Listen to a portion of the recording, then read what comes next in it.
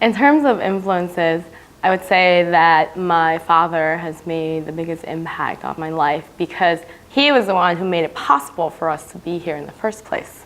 I came to the United States when I was 6 years old, and from there, the life trajectory of my life completely shifted from the life trajectory of someone who had stayed in a rural peasant village in China.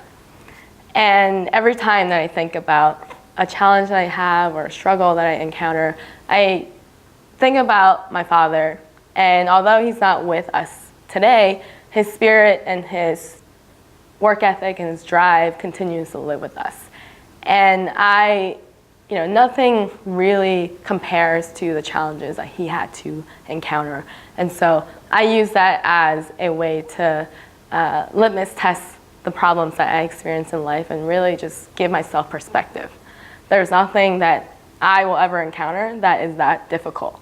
Any rejection, any horrible experiences that I have just don't compare to having to pack everything up and come to a new country and figure it out with no money in your pocket.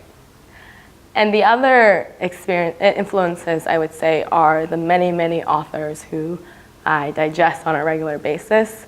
Seth Godin is definitely up there. One of the most impactful books that I read recently is Man's Search for Meaning by Viktor Frankl. And Viktor Frankl was a Holocaust survivor. He went through 4 different concentration camps.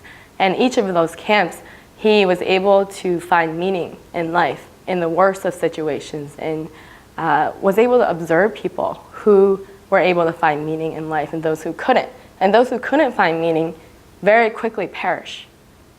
And I think that everyone should read that book because it's a way to give yourself another set of perspective, a way to reframe your problems, because at the end of the day, you are the ones who can define what your problems are and what your narrative is. And we should always seek to find the most inspiring narrative for ourselves, because that's the way that we can push ourselves to the next level.